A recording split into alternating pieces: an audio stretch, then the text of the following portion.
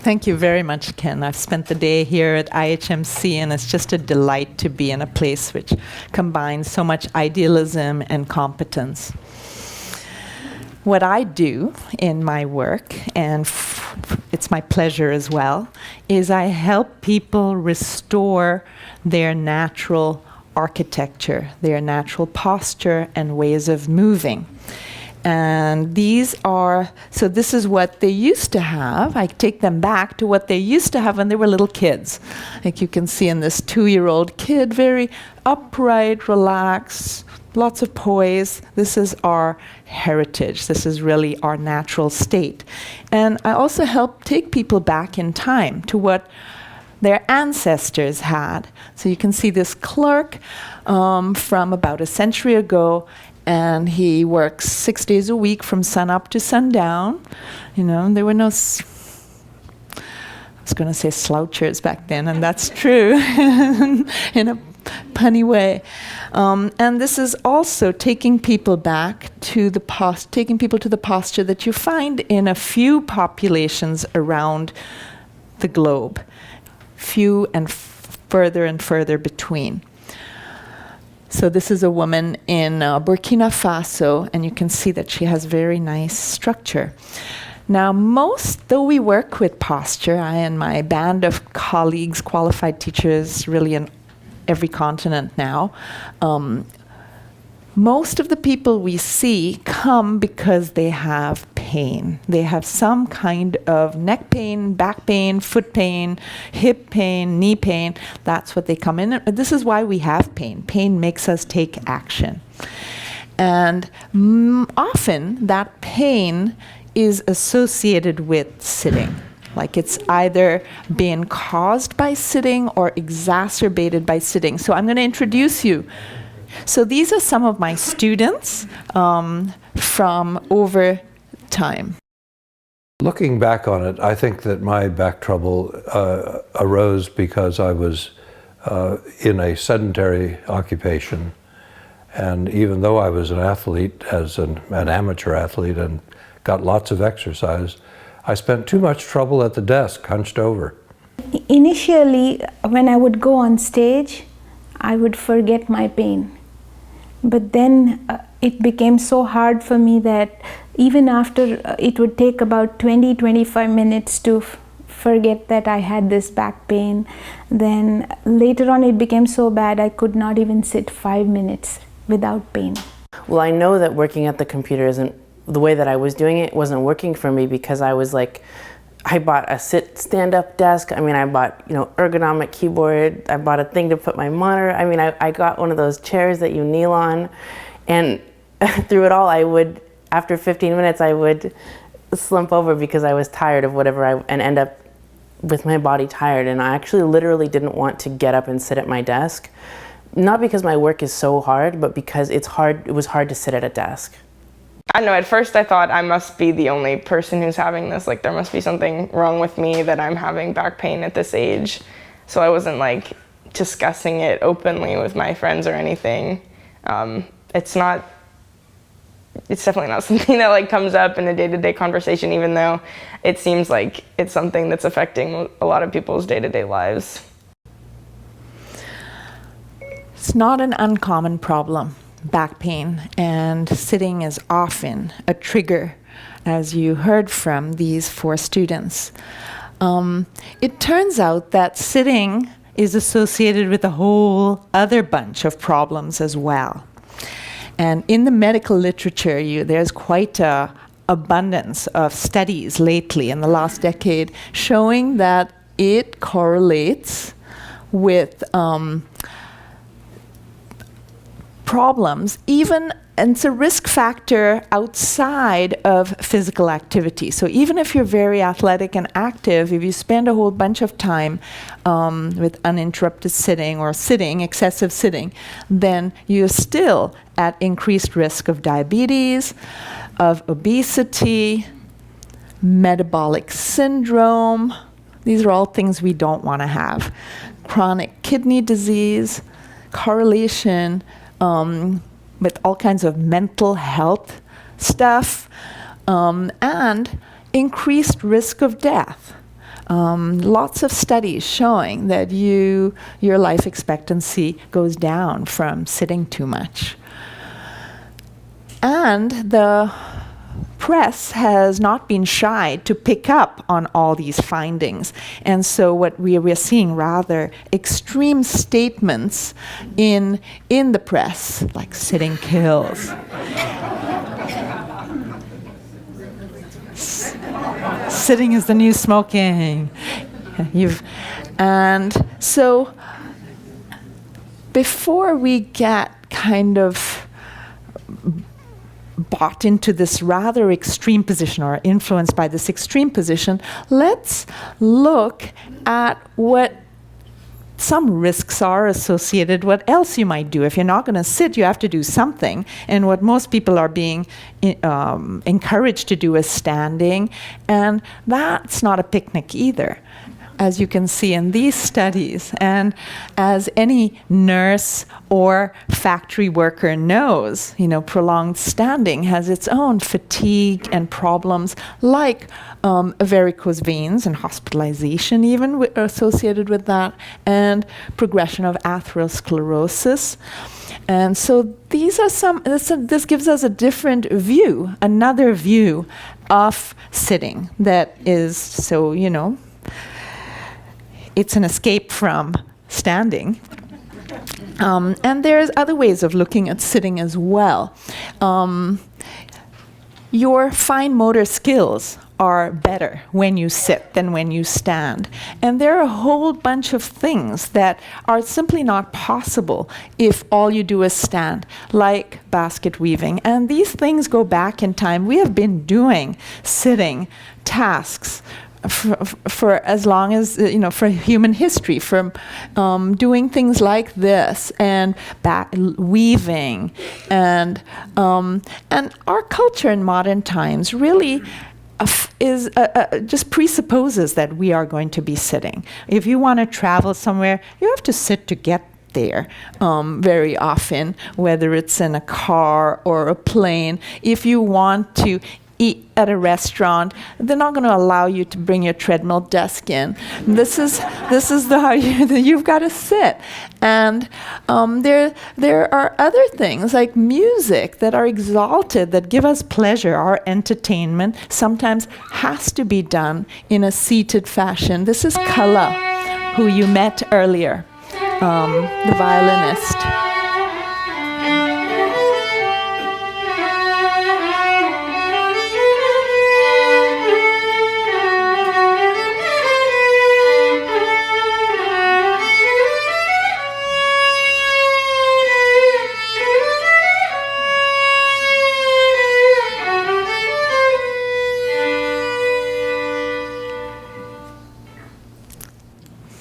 So if we want to continue to be entertained in this manner and exalted, sitting is part of our landscape. By the way, she is rated as one of the top 50 instrumentalists alive today. Her family was musicians for 7 generations. She's a child prodigy. Look her up. She's a really amazing person. And there are other ways of looking at sitting that also point to some benefits. Sitting is peaceful. It helps you gather yourself, as suggested in this proverb, and as experienced by meditators around the world and back in history. And it's not just in the East, it's also in our culture that we appreciate the repose that comes with some sitting.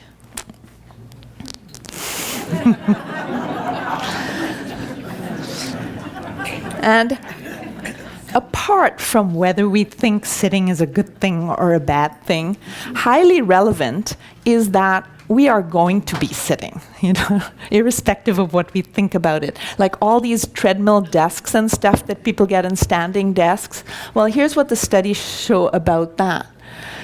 1 month after they've been using these desks, most people go back to sitting.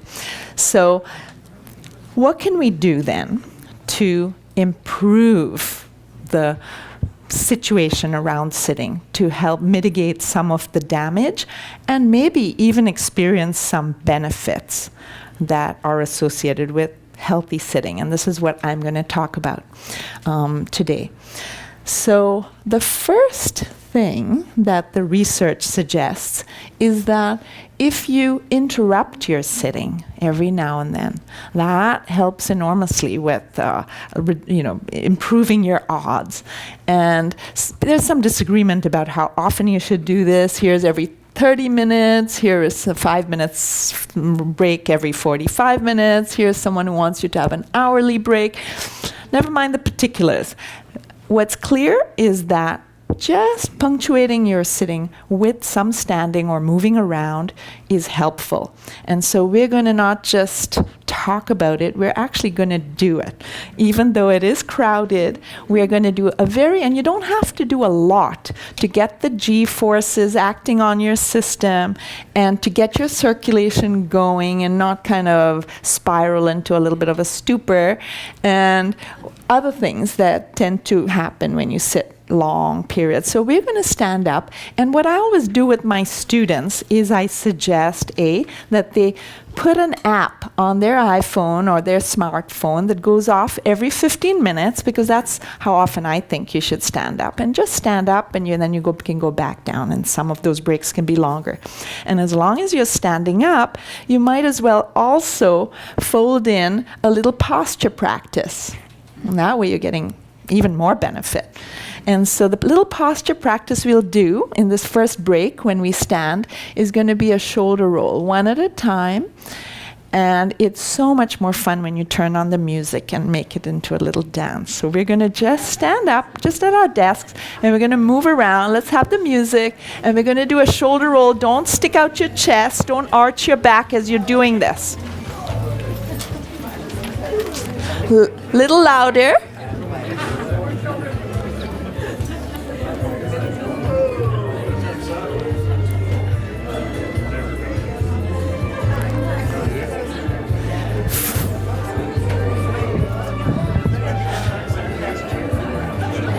And we can go back down. I'm hearing a lot of laughter. I am going to move to the next way of improving your sitting, which is to improve your form. So punctuating your sitting, standing up, everybody agrees on this. Second thing is about, and there's not so much discussion of form in sitting. There's one research paper that comes to the conclusion that you're better off sitting at 135 degrees reclining than sitting upright. Well, that may be a fact, but that's not that practical, right? So by all means, go home and go to your recliner and take some pressure off your spine. It makes sense. The discs would hydrate and so on. But we also need some measures for our everyday sitting, that at the computer and in our cars and so on. And so the first distinction I want to make is between healthy and unhealthy sitting, because all of those studies you saw don't really talk about what kind of sitting those people were doing. And based on my experience observing how people in modern times sit, my guess is that maybe 2% of those sat anything close to healthy fashions. Yeah, most people are either slump sitting or they are arch sitting. Okay, that's what people, and most people go back and forth between them. Some people do a little bit more arch sitting because their parents told them to sit up straight and stand up straight. So now they've got this kind of tension in the low back, and they've been sticking out their chests, and this is actually not very good sitting at all. And then it gets tiring, and then you go poof, back to slump sitting. And some people haven't even bothered to do the arch sitting. They've just slumped the whole time. So I have been hunting around ahead of the talk for a couple of volunteers who are going to help us see some arch sitting and some slump sitting. And then I can show you what you can do about it to make those habits more healthy. And I think make them beneficial. So you can, the sitting won't harm you, but can even help you. So for our first volunteer, please come on up. And I asked her whether she would be courageous and allow us to see her back so that you can all see. And thank you very much. And so Debbie had told me that she's had 4 rear end collisions. So this, so beginning 33 years ago. Yes. And so when you have trauma, that's extra reason to tense up and so on. And it may also have been like she used from a Navy family or a military family? Navy family. So you were very much encouraged to sit up straight, stand up. So that tends to translate into some kind of arch. That's what I used to have as well until I kind of got into trouble enough that I had to figure out a way out of trouble, and the way out of trouble was to get rid of that pretty pronounced sway back in my case. Now, on top of the sway in her back, there have been these accidents which usually make for even more clenching and exaggerate. So all the more reason to lengthen out. So if you don't mind turning your back to the audience, and she has given me permission, it's very generous of her, to let me raise her shirt so that you can see that there is quite a pronounced groove running along the side of her back. It goes in and then comes out. And it goes in, there's one place right here that's especially curved, okay? So what I'm gonna do with Debbie is to have her sit on this chair. We're gonna take it down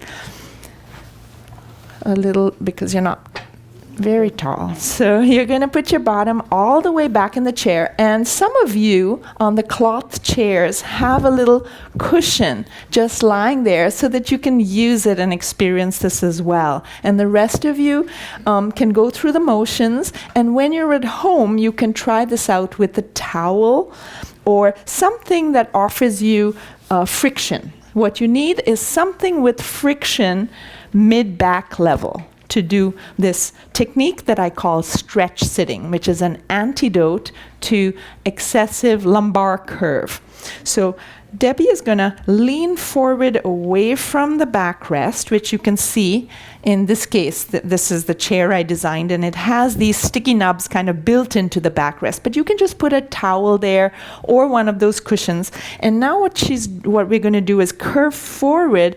And if you feel your own back, Debbie, you can see how it completely flattened it out by doing that. Now, in addition to flattening and lengthening this area by curving forward, she's going to use her hands on both sides and kind of push the top of her away from the bottom. So she's further lengthening her back. And now without sticking out the chest, because whenever you stick out the chest, that actually arches the back. Now she's going to hook herself to those nubs. And those of you who have a cushion on your seat, you can try this. You put your bottom back in the chair, and then the cushion can just sit on your rump. And then it's about in the right place for you to hook to. And so I can tell that she has succeeded very well in lengthening her back, and she can feel it. Nice. And I can feel a pinch of skin above the point of contact, which is proof that she has stretched her skin. It bunches up. And when you stretch your skin, it stretches the flesh underneath to some degree, and it helps the bones, the vertebrae, ease apart so that there's a little more room in there for the discs, for the nerves that exit between every pair of vertebrae. And she's also resetting the muscle tension that is in the erector spinae muscles that run up and down alongside the back. Is this making sense? So you can try this on your own, and then if you do a shoulder roll, little forward, little up, back, and totally relax, then it actually helps you stick better to the nubs, and it also helps your shoulders be in better alignment and You can enjoy better circulation down to and from your arms, better breathing, etc. And you don't have to be remembering or kind of making a giant effort to pull your shoulders back. By doing the shoulder roll, and I want all of you to follow, little forward, little up, lots back. Don't jut out your ribs, because what happens when you jut out your chest? What's happening to your low back? Squishing. Don't want that. So it's just the shoulders that get kind of ratcheted back a notch in the craggy architecture that is your shoulder joint. So forward, up, back, nice. And then you just sit there. This is a passive technique. Once you've done your due diligence, you've hooked yourself up high, and you've stuck yourself on something sticky. Could be a towel, could be a stretch sit cushion, could be the nubs of our chair, whatever, and you've done your shoulder roll, stuck there, and you're getting a little traction, gentle traction, and resetting. And it's very practical to do this for extended periods of time. You know, if you have a sitting job, then might as well spend that time, whatever portions of it are down there, not getting up and doing a little samba. Use that time to lengthen and reset your back. How are you feeling? Feels good. Feels good. Very good. I feel a nice stretch. And that's the idea. And you can, all of you have this available to you. You can use a towel. You want it not to be in the low back, creating so-called natural lumbar curve. Okay, and I'll have more to say about that later. You want it higher up, mid-back, so that you can hook and elongate and actually straighten out some of your excessive curve or excessive rounding. It's good for people who round as well. Or it's also good for people who've kind of melted into themselves over the years, you know? How many people here have lost more than 2 inches of height? We have some. So you want to slowly and steadily regain some of that lost height. Yeah? Thank you very much, Devi. I want to stay here. You want to stay here. You can stay here. You can stay here. Thank you. So welcome. The first lesson she gave me was a stretch sitting. That itself, I kept trying it at home, and I felt a lot of relief in the pain in my back, which always felt like as though there's a mountain of weight placed on my back, you know, and the pain was chronic and constant, so I would feel tired, fatigued all the time, but I felt, my back feels light today. You know, when you can reach relief to people like that, it's such a pleasure. I mean, she was crawling around Heathrow Airport to catch a flight because she couldn't, her back was in spasm. She had been nominated for some award in India. She couldn't catch her, she missed her flight. So it can be very dramatic. The next volunteer is going to help us see another kind of pattern that is common, which is that people have kind of remained in a slump, not really tried to sit up straight. And you find this pattern more in young kids.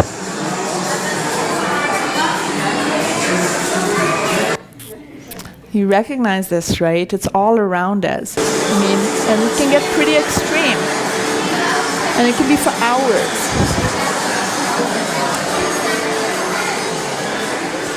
And in my experience, it's also more common in men than in women, because, whatever, I leave you to theorize about it.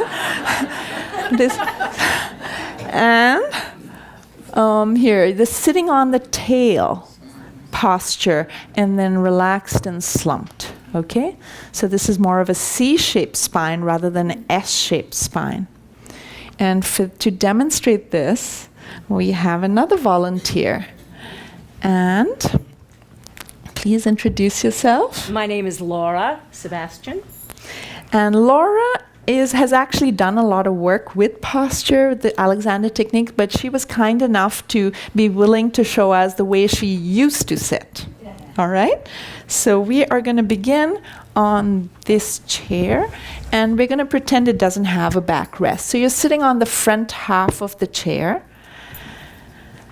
And sit, so if you were to relax in the old way, then you can see how her back, how her pelvis kind of tucks under. Like if you imagine she has a tail, you can see that her tail is she's sitting on it, just like that guy is. Yeah? And then the upper part, because of the physics of the building block stack, the upper part is going to just collapse forward in a C, and you get rounded shoulders and so on. And then in the old days, if she wanted to sit up straight, then how would you do that? Yeah. See, this is typically what people do. She sticks out her chest. She did that. We're going to rotate you over by tensing up these muscles, and now she has an exaggerated little trench there in her low back and tight muscles alongside. So most people go back and forth between those, and neither is healthy.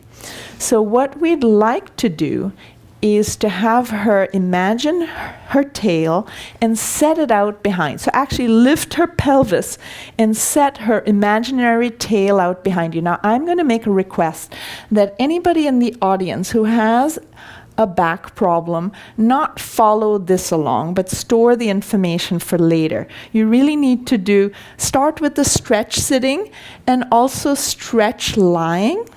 I'll give you directions on that in a minute, and let your back get a little longer before you start remodeling the shape. Okay? So if you have a back problem, please don't follow, just watch. So what we're going to do is lift the pelvis, reposition, stand up a little bit. You have to actually lift up, and then see what we're doing? We're kind of setting her imaginary tail out behind. But let's do this on this chair, because it's helpful to have some kind of wedge to sit on, okay, to make this tipping forward of the pelvis happen.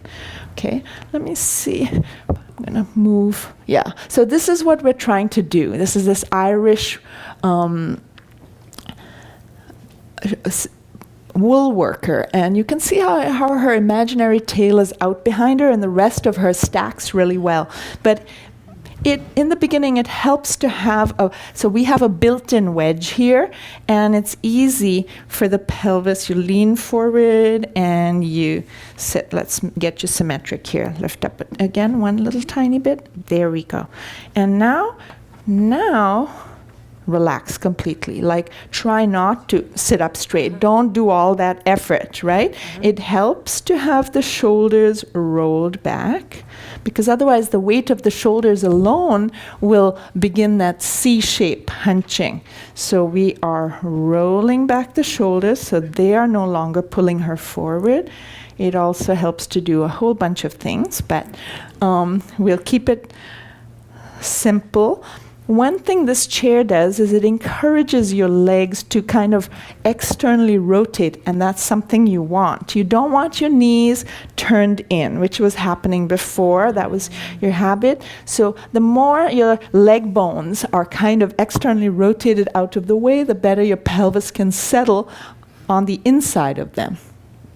Okay, so now she has a really sound foundation. Your pelvis is like your foundation. And now the building block stacks that are your vertebrae are able to stack, and she's able to be upright and relaxed. Yeah, it's comfortable, and my breathing actually drops in a whole lot easier. It's easier to talk. So there's a whole story about the breathing. Once you get a really good stack of bones, then the muscles are not straining, and if they can be relaxed, and if the muscles are relaxed, this facilitates movement. You don't have these tight muscles that are preventing the natural massage that accompanies breathing. So if she breathes in deeply, then it's going to lengthen her spine. It's going to go up and down and create circulation and what have you. This is all really good. Thank you so much.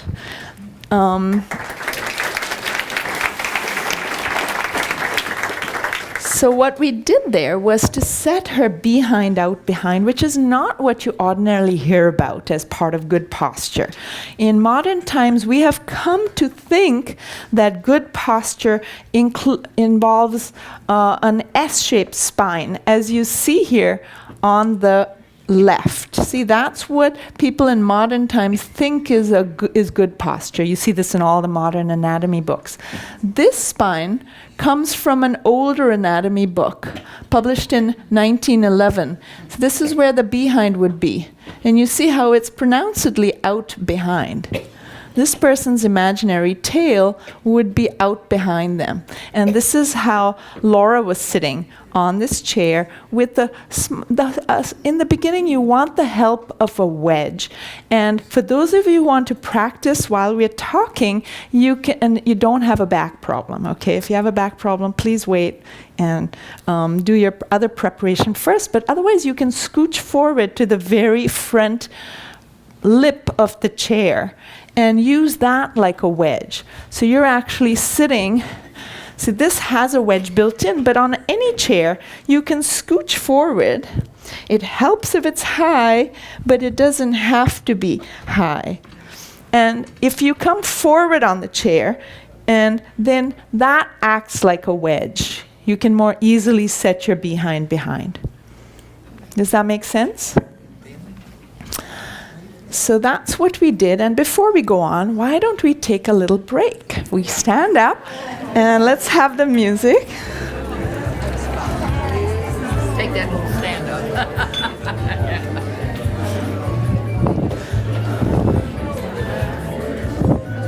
up. Shoulder roll and movement, however you like.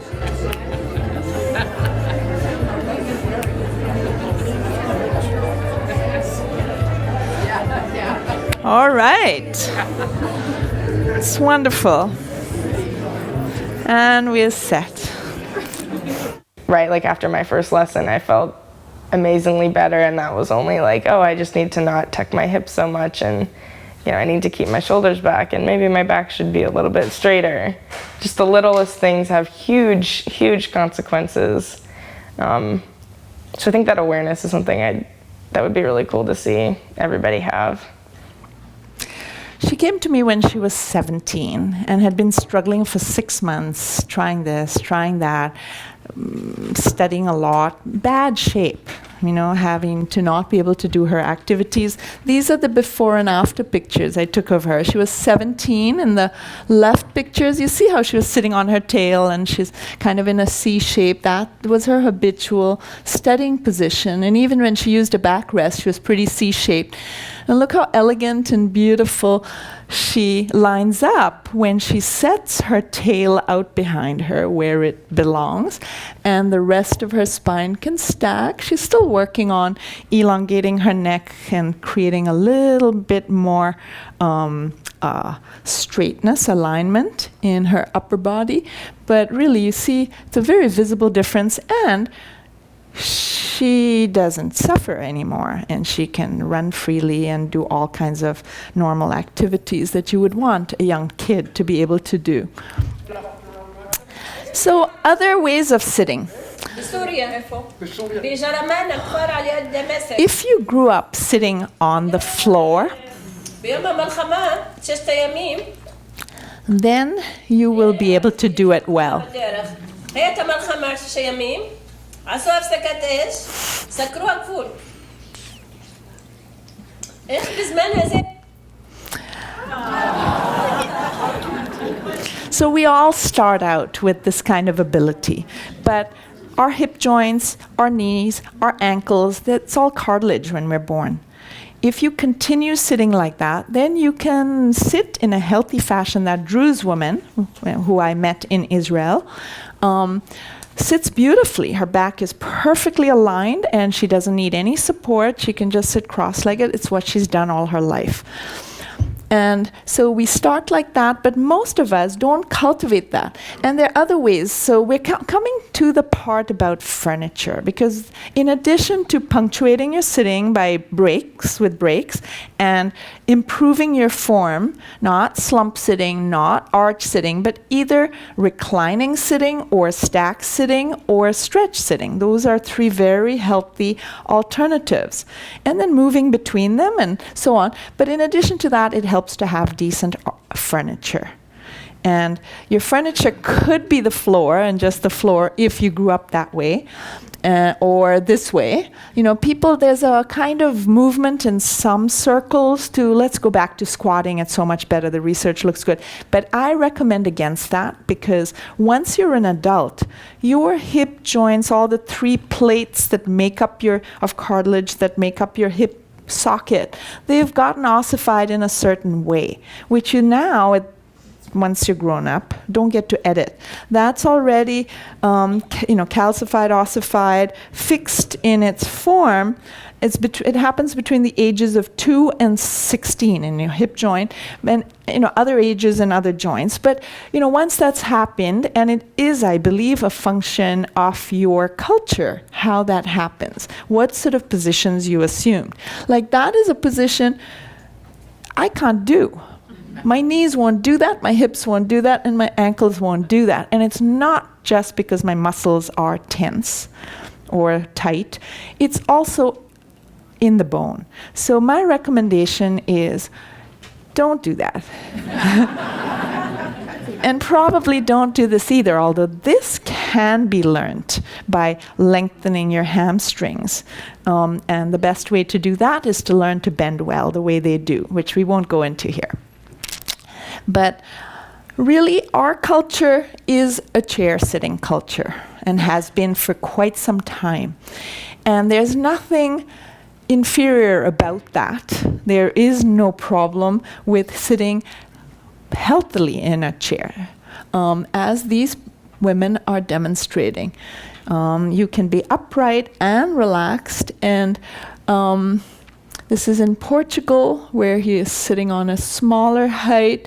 And we've been doing this is natural, but it does help to have furniture that is conducive, or at least not working against you, which is unfortunately the case in a lot of modern furniture.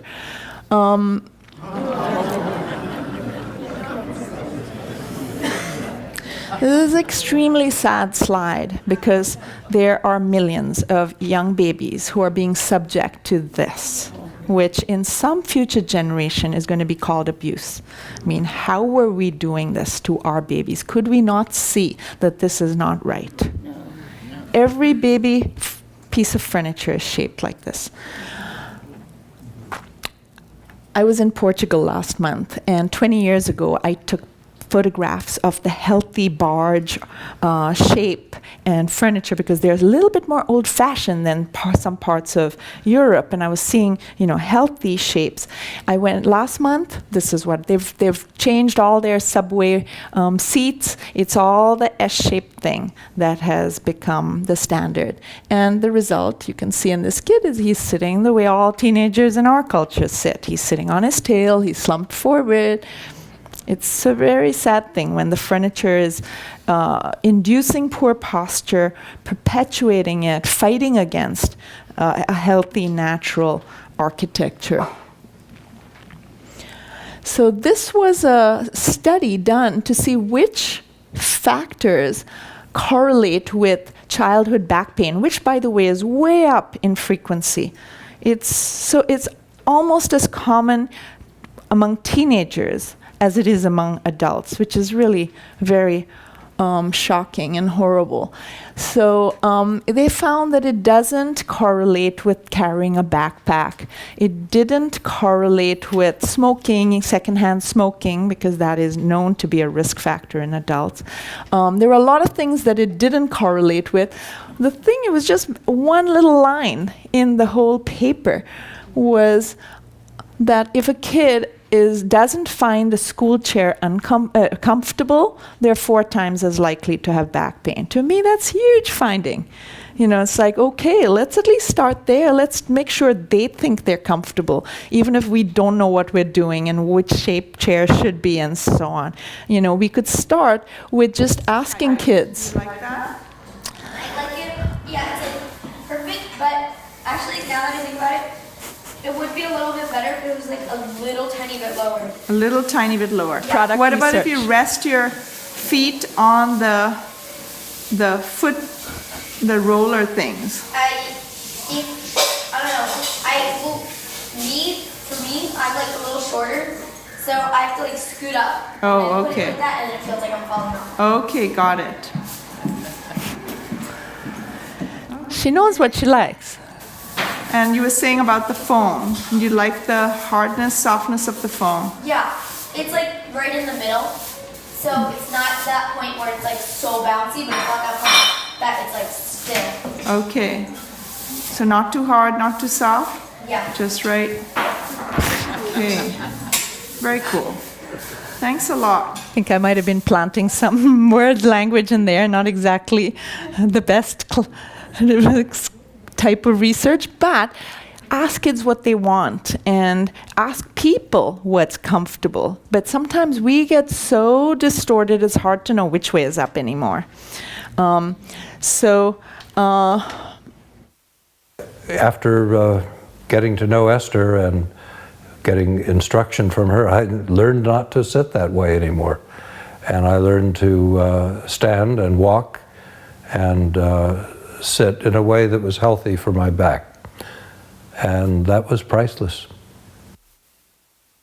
It's like, I sometimes pinch myself and say, am I really without pain? Especially when I get up in the mornings, I have this stiff back, and then even to move a little like this or like this was such a problem 10 days ago. And now I just get up and I do things, I do whatever I want. My back is not stiff.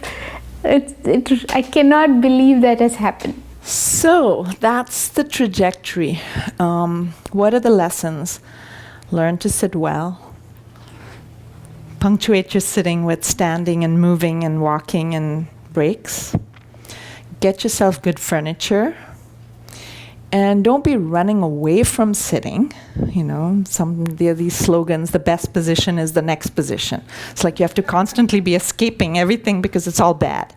So, no, it's not that dire. Embrace it all. Stand, sit, walk, and do it well. And with that, I suggest that we do another little break, and then we can have questions and answers. Go ahead. Yeah. How do you prepare yourself for a 19-hour flight in an airline?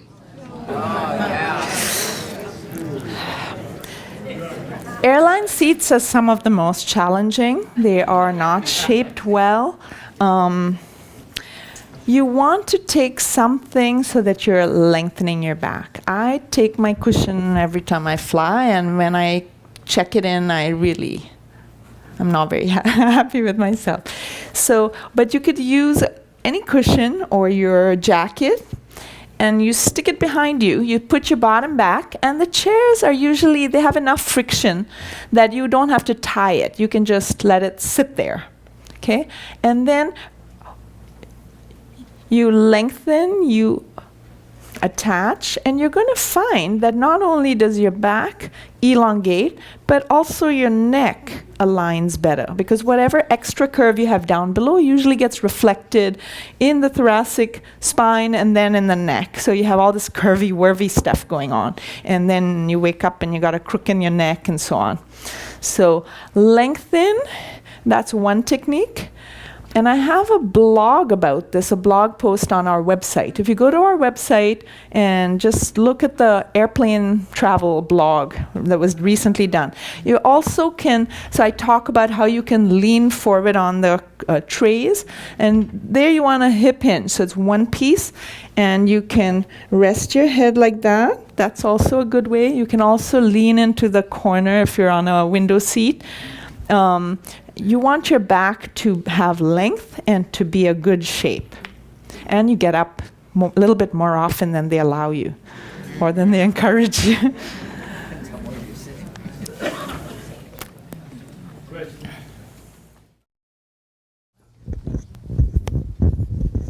This is kind of a two-part question. What do you think of the ball chairs that have gotten very popular, and also inversion tables in terms of decompressing the spine? Yeah. Well, we are in the US, and we are a materialistic society, so we love gizmos.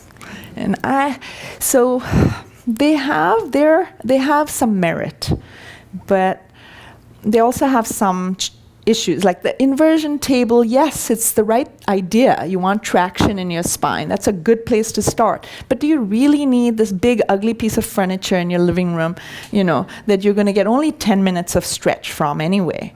What you really need is hours of stretch. So instead, what I recommend is that you do some stretch sitting, whenever you're seated. And then I'm going to give you homework for tonight, because stretch lying is going to add another potentially 8 hours to your stretch time. And then then the inversion table is a drop in the bucket. Yeah, compared with. So at night, you're going to lie on your back, and you're going to bend your knees. And those of you who have the book, there are copies of the book, and it's page 59, so there you can follow the illustrations, the photographs there. So you come up with your upper body, prop it up on your elbows. Now you're going to dig your elbows into the bed, and down towards your feet, and you're going to unroll your back with some extra length onto the bed. Okay, now there's some other details about where you put the pillow and so on. You can read about that. But you're adding some traction into your sleeping position. And you'll be surprised that you, if not sooner than later, will last longer in that position, because your body will like it. But discipline yourself only for 5 minutes. And that is a better approach, in my view, to traction. And about the ball thing, again, it's the right idea of tipping the pelvis forward.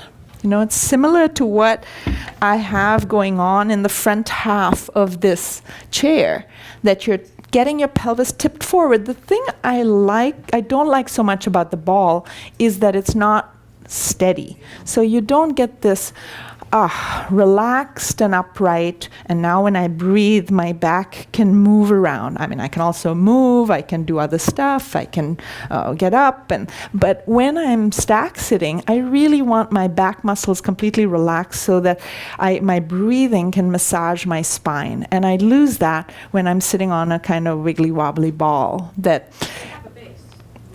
Yeah, but it's still not steady. It's not steady in the way that a chair is steady. And so it's okay. Certainly better than most chairs which do this to you, tuck you. What about short people? My feet never touch the floor. So what would I do to align stack sitting? Stack sitting? Yeah, that's very versatile. You can do it. You don't need any particular kind of backrest. Even if you're not so tall, you sit on towards the front, and you can reach in fact, you want your knees to be angled down. And so this is your solution. You can do this on a rock. Once you've built some padding, and that's a whole other story. You want to learn to walk in a way that you're building up your musculature here. So that's your built-in wedge eventually, and your cushion. So that's a nice to have. But what you can always do is sit on the front edge of wherever you're sitting.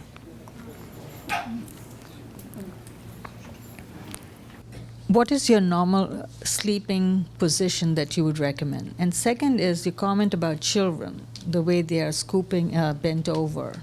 There has been some statement made that is the reason why C-sections for women has increased, is because of the position of the pelvis being tilted not to help deliveries. And it's not really the OBGYN trying to make money. I have numerous students who have had difficult birthing experiences. Our teacher Janine speaks publicly about it. She's teaching in Chicago.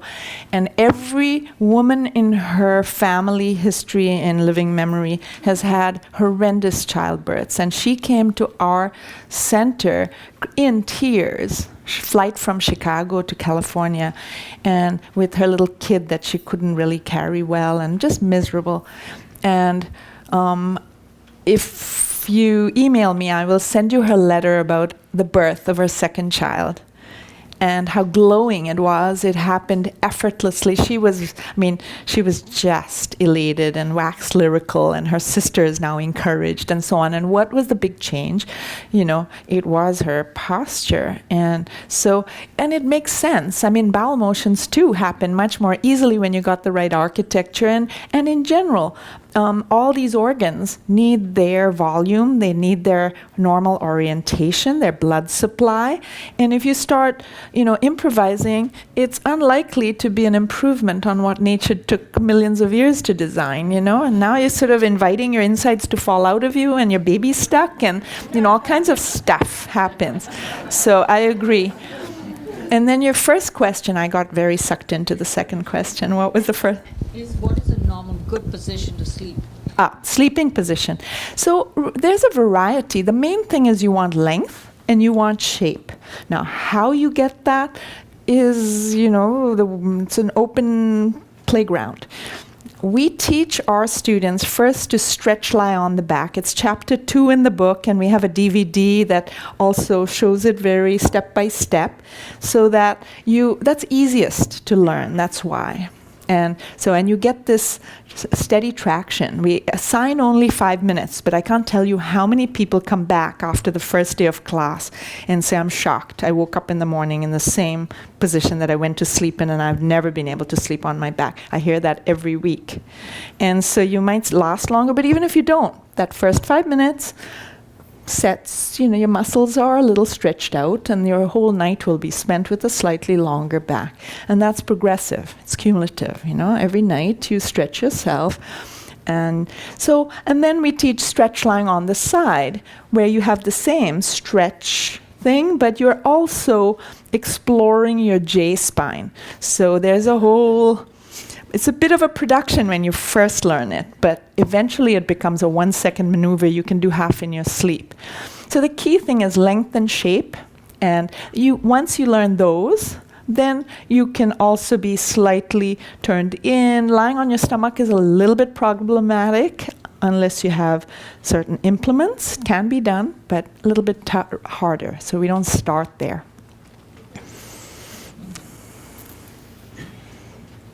Would you address bending over and how to protect the back? Do you still rotate your hips back when you bend over? Yeah, so I don't like to show bending because I consider it a more advanced technique. Advanced means we teach it in lesson 4 of our 6-lesson course. It's not that we expect you to wait years and years before we teach you to bending. But if you've got a curvy-wurvy back and it's compressed, and now you bend poorly. Now you don't have much leeway, and you can get into some serious trouble. In fact, it's the way people get into trouble most often, most dramatically. They bend over, they're going to tie their shoelaces, and they can't get up. I'm sure some of you're smiling, and it's not. Some of us know this the hard way. But so what these people in these cultures do is they hip hinge. Okay, so once you've established good length and good shape, and you can use sitting to create that, you also want to lie and stand and walk and all of the other things well, but each thing can actually change your structure. And then once you have a reasonable length and shape in your back, now I'm just going to flash it by you, but promise not to practice this at home. So it's like this. See, I'm going to pick up my cell phone, and you notice that I didn't change the shape of my back at all. But I've worked on my back. My back is a nice J shape now. When I started, I was S-ing all over the place.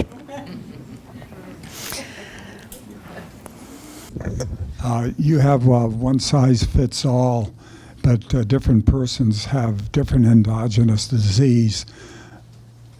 And so a set of exercises for one person isn't relevant to the next and may actually damage them.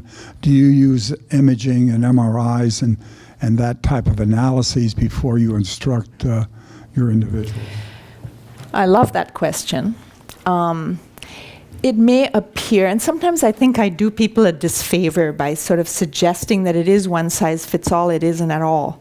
And this is one reason we keep our classes size very, very small. Like, we have to say no to a lot of people. I'm teaching tomorrow, and we have a wait list that's longer than the class. But we keep our group size to 8 people.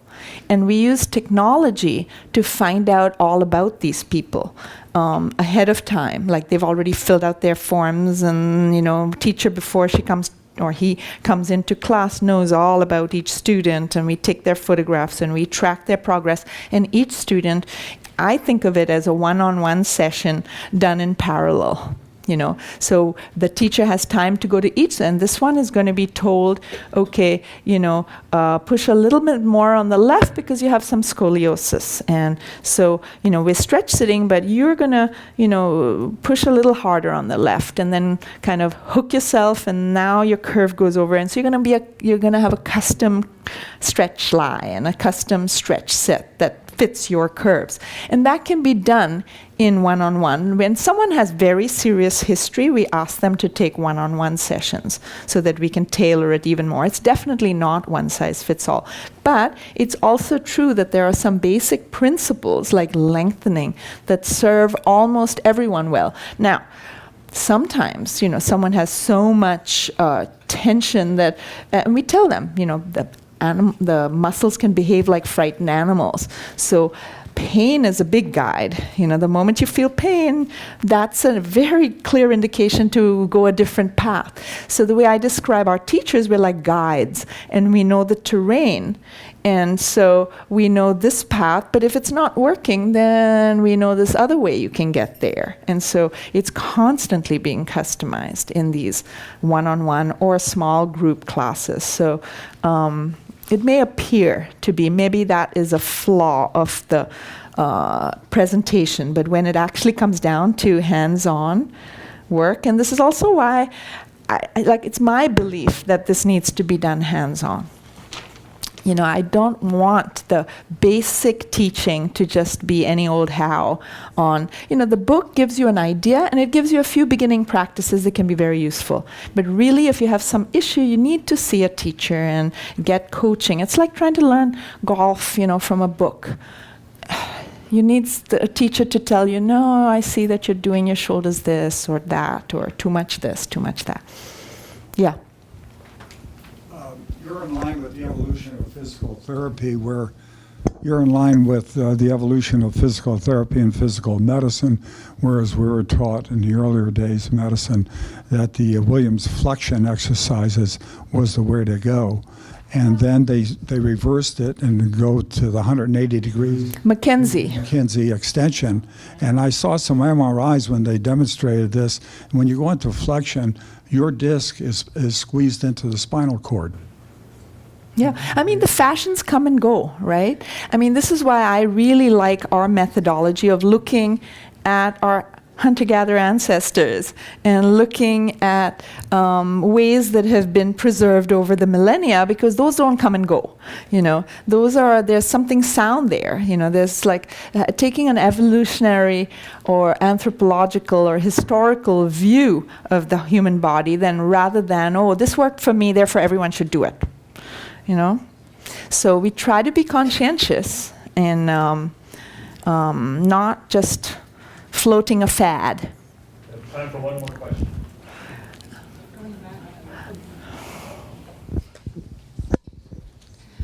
I wonder if you could speak a little bit about high heels and women and walking. Anybody relate? I'm one of the few posture experts that thinks heels in moderation. It can even be beneficial, like an inch, max 2 inches. What it can do is make up for tight calf muscles that some people have, and then it allows your pelvis to settle well. Now, having said that, what you want to be sure of is that you're not letting it make you arch. Okay, then it would be really bad. And also, you don't want to wear them all the time so that you're encouraging your calf muscles to adapt to a short resting length. So, if you're going out for a walk and your calves are a bit short and it's kind of resulting in slight tuck and so on, a little heel, if it feels comfortable. Comfort is a very good gauge for what's healthy as a first pass. And so now your butt can work because it's out behind you and so on. Whereas when you tuck, for whatever reason, it's very hard to work the back. I'm not a graphic image.